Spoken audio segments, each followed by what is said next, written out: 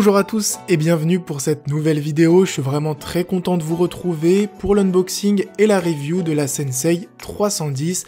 En plus, c'est la première fois que je travaille avec SteelSeries. J'ai reçu la souris gratuitement et j'étais le premier, enfin l'un des premiers francophones à recevoir cette souris, juste que j'ai pas eu le temps de la faire avant. Et pourquoi je suis doublement content de vous présenter cette souris, puisque c'est une souris ambidextre, donc pour gaucher et pour droitier, puisque dans toutes mes vidéos où j'ai présenté des souris, j'ai toujours eu des commentaires pour quand une souris pour gaucher, et je sais que ça va faire plaisir à certains.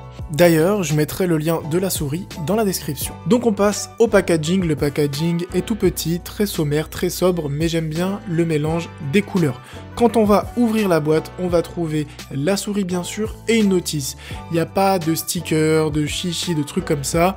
On se concentre vraiment là sur l'essentiel, à savoir la souris. On enchaîne sur le design de cette souris. Donc au niveau du design, on se retrouve avec quelque chose de très commun chez SteelSeries, une forme assez bombée, arrondie vers le haut, avec une séparation au milieu de la souris. Le truc que j'aime bien, c'est le caoutchouc des deux côtés. En fait, on a une souris qui est vraiment très symétrique, c'est-à-dire que si on la coupe au milieu, au centre, du côté gauche et du côté droit, on aura exactement la même chose. Le point fort de cette souris, c'est au niveau des matériaux, puisqu'on sent que c'est pas de la camelote, c'est des plastiques de qualité. Ça se voit que c'est une souris qui peut durer dans le temps. On nous garantit même 50 millions de clics. Dites-moi dans les commentaires si vous préférez une souris comme celle-ci avec un design simple, ou plutôt une souris gamer un peu plus atypique, avec plus de boutons, un peu plus large, avec beaucoup plus de couleurs et de LED. Et si on parlait des caractéristiques techniques, le capteur utilisé est un SteelSeries TrueMove 3. Donc c'est une technologie propriétaire de chez SteelSeries qui fonctionne très bien. Le type de capteur, donc vous avez des capteurs optiques et vous avez des capteurs laser. Il faut savoir que les capteurs laser sont plus performants que les capteurs optiques puisque le faisceau est bien plus net. Donc là malheureusement on se retrouve avec un capteur optique, mais c'est pas la mer à boire puisque les capteurs laser coûtent plus cher. Au niveau des DPI, on peut aller de 100 jusqu'à 12 000 DPI et vous avez une accélération de 50 G. Au niveau du poids, on est sur une souris qui est légère et qui ne pèse que 90 grammes et ça se ressent vraiment en jeu. Et du coup, la prise en main, qu'est-ce que ça dit, puisque j'ai eu la question sur Twitter d'un abonné et qui me disait que justement, comme c'était une souris ambidextre, on avait les boutons des deux côtés, donc si je suis droitier ou si je suis gaucher, du coup, est-ce que les boutons vont me gêner de l'autre côté, puisque j'en aurais pas forcément besoin? Et la réponse est non, puisque là, comme vous pouvez le voir, je joue à Counter-Strike et je n'ai ressenti aucune gêne.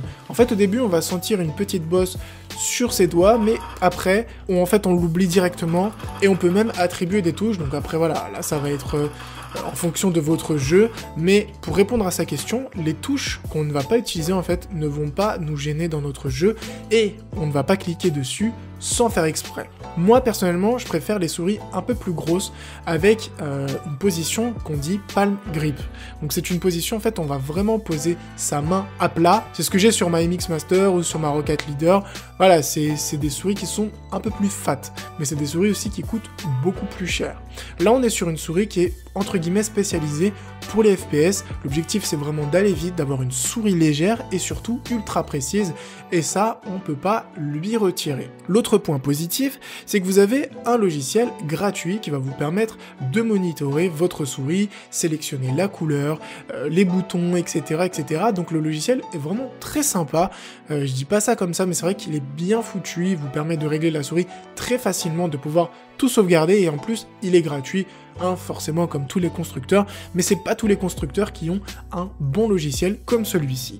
Les points négatifs, c'est voilà, un design qui ressemble un peu à toutes les autres, même si il est réussi, y a rien à dire, mais je trouve qu'elle ne sort pas vraiment du lot, elle est trop simple. Pour ma part en tout cas, après d'autres personnes peuvent trouver le design parfait. Le deuxième point négatif de cette souris, c'est malheureusement son prix. Elle est à 70 € et je trouve que c'est un peu cher versus ce qu'on peut trouver aujourd'hui sur le marché, même en souris ambidextre.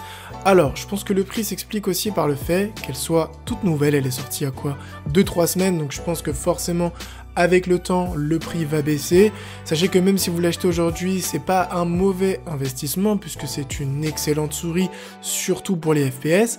Mais moi, ce qui me fait un peu mal, c'est que sur Amazon US, elle est à 60 $.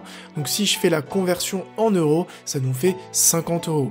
Alors après, je sais, voilà, il y a les taxes et tout, les machins, mais je pense que 60 €, même 60 €, hein, pas 60 $, 60 € en prix de lancement, ça aurait été un prix un peu meilleur qui aurait peut-être facilité l'achat. Cette vidéo est maintenant terminée, j'espère vraiment qu'elle vous aura plu. Si c'est le cas, n'hésitez pas à laisser un petit like et à vous abonner à la chaîne. Portez-vous bien, à une prochaine vidéo. Ciao tout le monde.